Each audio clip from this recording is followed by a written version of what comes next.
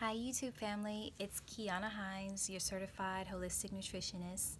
And if you don't already have one, you do now. But that's just a fancy word for someone who knows how to use food to nurture the body and assist it with its self healing process. And that's what I do, rightfully so.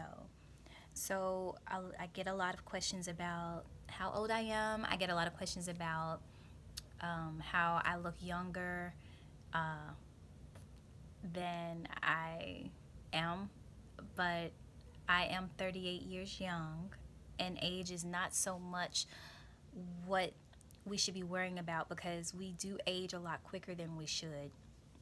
So I want you to take age out the picture, and I want you to take eating out the picture. I want you to take everything out the picture right now except for your mind and your body, because this is something that must be connected in order for your body to, um, in order for your whole organism to thrive.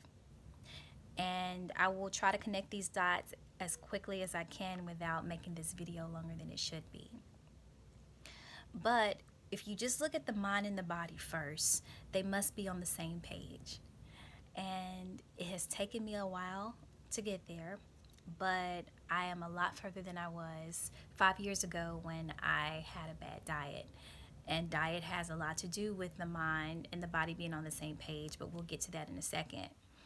First of all, your mind has been programmed with erroneous information, and that's just being honest. A lot of people think they know what it is to be healthy.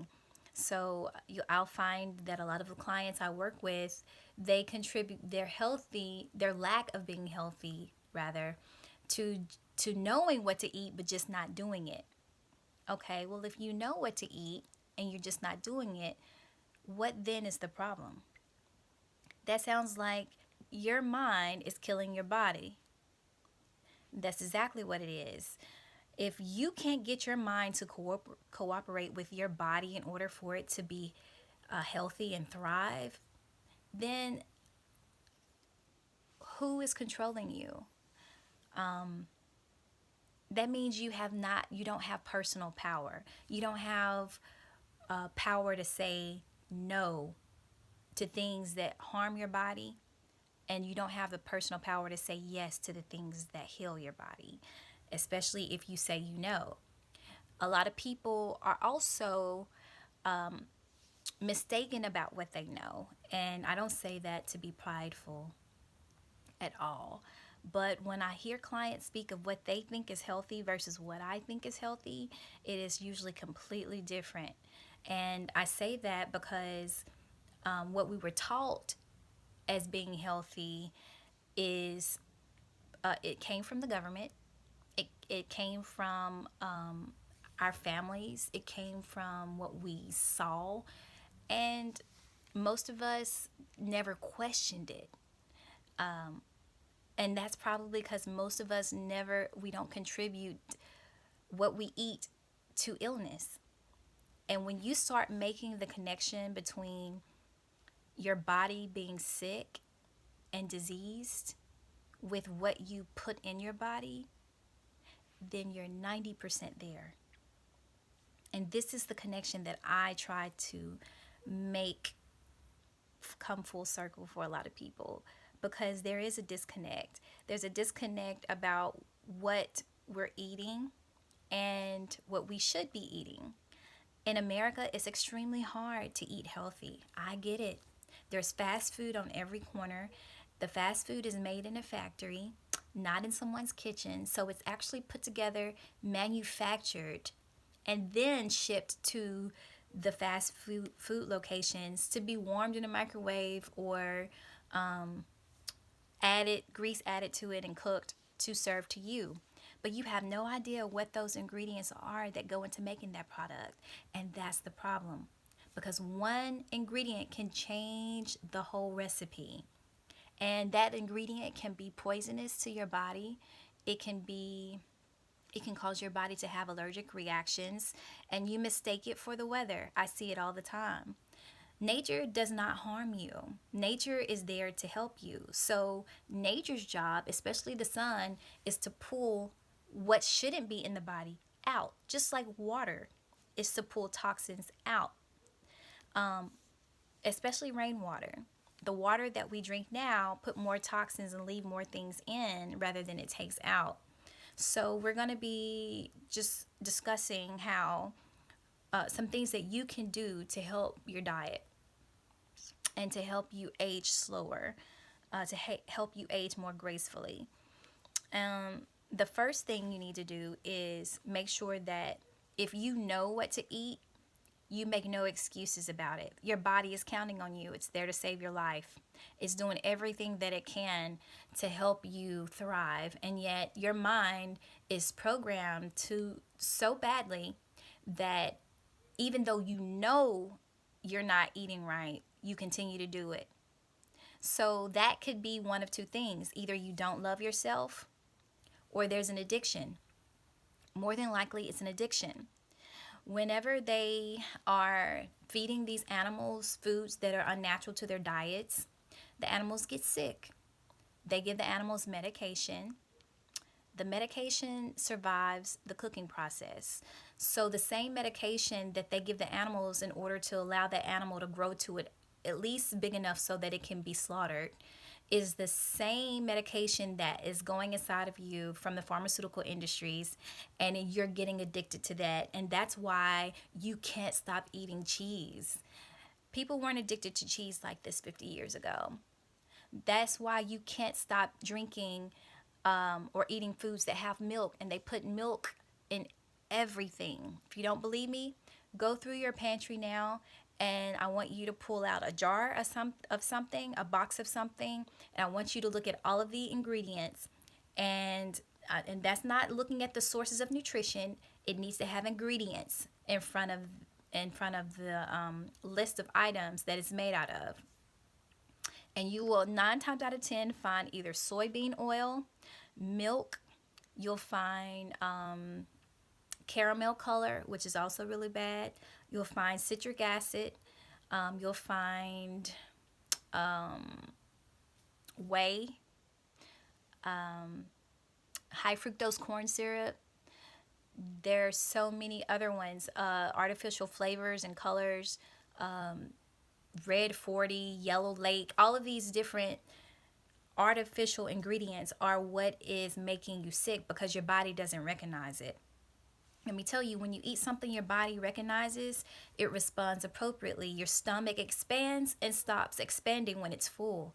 When you're eating processed foods, your stomach doesn't know when to stop expanding. So that's why you have to count calories. We don't count calories on my program because I don't recommend anything that the body doesn't recognize. So when you look at these ingredients, I want you to stop buying products that have those ingredients in it. If you need somewhere to go shop and you need a list, go to my website at www.nourishment101.com. There I have grocery lists that tell you pretty much every food group that you should be eating from with a list of the foods there. I have different ingredients on there that you should be watching out for and eliminating from your diet. And I also have a list that shows you the combination of foods that you need to have for breakfast, lunch, dinner, and snack as far as when it comes to grains, fruits, nuts, seeds, and vegetables. So if you don't know where to start, go there to check it out. But that does help the body and the mind become cohesive and work together because again the body is trying to save your life. So it may form that tumor, it may form that cyst, but all it is a collection of toxins that your body has gathered from out the bloodstream, and it is there to keep your blood clean because your body has to have clean blood in order to not damage any organs. So as soon as you go to the doctor and you get that tumor or that cyst removed or tested and they cut it open, all of those toxins go back into your bloodstream. And that's usually why when people visit the doctor, they get sicker and they die before they even make it home. And that's just because a lot of the doctors today, they don't understand the body. Most of them are just taught what medications to prescribe, and those medications come with harmful side effects. Many of my clients, I have to go through the side effects that their medications are causing just so they can see the source of their problem. And it's usually piled on top of each other. So the real source starts with what you put in your body as food. The body doesn't recognize, so it doesn't feed the cells properly, and the cells starve. That's malnutrition. Actually, the bigger you are, the more malnourished you are, because if you're not getting proper nutrition, the body keeps asking for more, and that's why you can't control your appetite. You keep eating, you keep eating.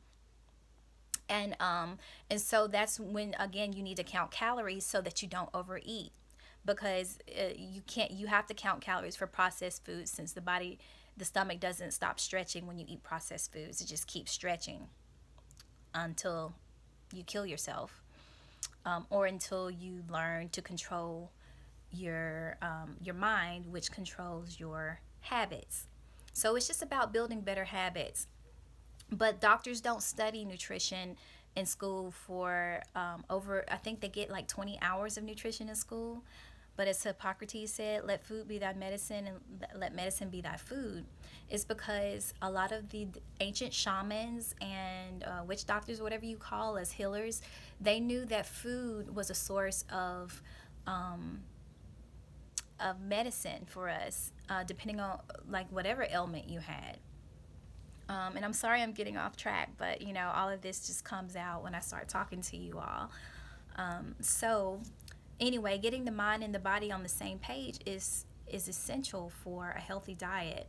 You have to be able to control yourself. If you can't control yourself, somebody else will gladly step in and do it for you. Okay, so body and mind needs to work together.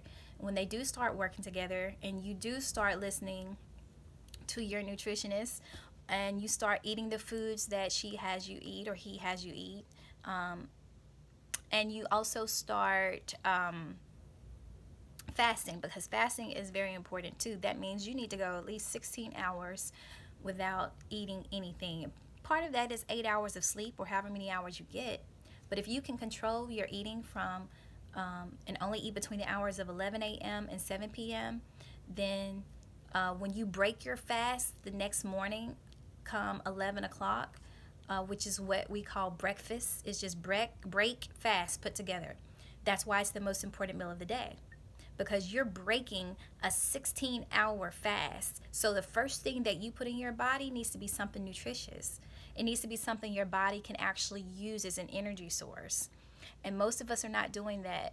We're either we're either eating pork or chicken or sausage, which is pork, bacon, pork. We're eating bread and meat together, which definitely is a no-no. We're eating a lot of different things and combinations that we shouldn't be eating in the morning to break that fast. So you're not giving your body anything really to go on. So about 2 hours later, you're hungry again. You're also lethargic. It makes you very tired to eat stuff that heavy. So I can teach you things that you can replace to break your fast, to give you energy that you can use throughout the rest of the day. And so really it's about knowing when to eat as well. So if you can eat between 11 and 7, that's a start. Break your fast with something like oatmeal or toast with peanut butter or almond butter on it, and sprinkle some sunflower seeds on it. I mean, there are a million things. Again, you can go to my site, and I have a Nourishment 101 meal plan menu that gives you ideas of things to eat for breakfast, dinner, and lunch, and snack on. So your mind and body's on the same page. Now you can start introducing to your body the things that the mind knows is good for it, like those foods I was telling you about. Grains, you can really get all of your nutrition from grains, nuts, seeds, fruit, vegetables, which are fibrous. It's just about knowing what to put in to build your own protein. The animals that you eat, where do they get their protein? Most of them don't even eat other animals because you can't survive on an animal that eats another animal. You need to survive on animals that, or we try to survive on animals that eat plants because they are getting that energy and information from the sun.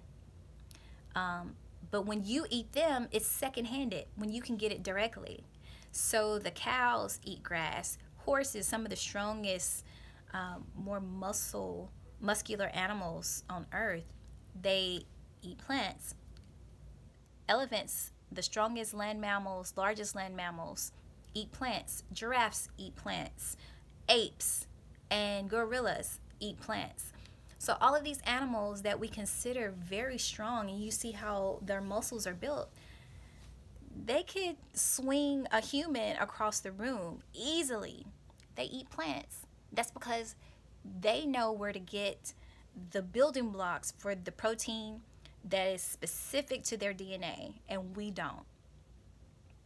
If you eat a cow every day, you're going to end up looking like a cow. And that's because you're using cow's protein to build your protein. It interferes with the information that our ancestors have passed down to us. And that's why the genes are being attacked, because we think that our ancestors passed us faulty genes when it's not the case at all.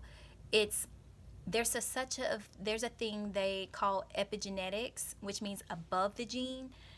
And all that means is that when you take your genes and you put them in the proper environment for them to thrive, then um, they replicate properly. They give you the information that has been disconnected from lineages. You know, you get information from sources that you don't even know sometimes, just when your genes are thriving. Because diet has a lot to do with personal power, has a lot to do with genetic memory, it has a lot to do with being able to tap into what's inside of you to come out versus going by everything that's been put in you all these years since you were in kindergarten all the way through grade school and up. So, what you want to do is make sure that your diet consists of amino acids, which come from plants, which is used to build your DNA specific to you. Your ancestors will thank you for it too, because you'll also be able to heal ancestral wounds that have been circulating in the family for generations when you start eating properly. Okay, so let's make sure that we're eating a diet to build our own protein. Um, that helps your thought processes. Everything is connected, y'all. It is connected. And I see right now this video is going over. So there's going to be a part 2 to this, but definitely you want to make sure that you are conscious about the environment that you're putting your genes in, because that will allow them to either express themselves negatively or positively. And I think it's about time for all of us to see what's in our history, what comes out through us, because we are our ancestors. Basically, they live through us, through genetics. And if you are mistreating your body, mistreating your genes, then what are you really saying or doing to your family lineage? Okay, so these are some questions that you should be asking yourself.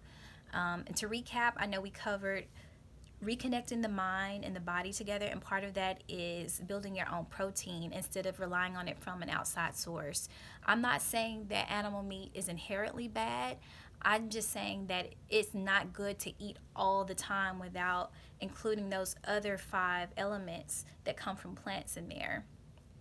So, the next time we talk, we will be covering how carcinogenic milk and cheese are. We'll be covering which animals are considered to be the highest in fat, what fat does to the body once it's when you're not able to produce collagen, and whenever you're not getting enough vitamin C. We'll cover again some of the other factors that can help your body repair properly and how rest is important. And then all of these things are connected to aging gracefully. But sorry, there's just gonna have to be a part 2 because this is right at 20 minutes. So see you next time. Love you. Check out my website, subscribe, tap the bell so that you know when I post the part 2 to this video up, and send me any questions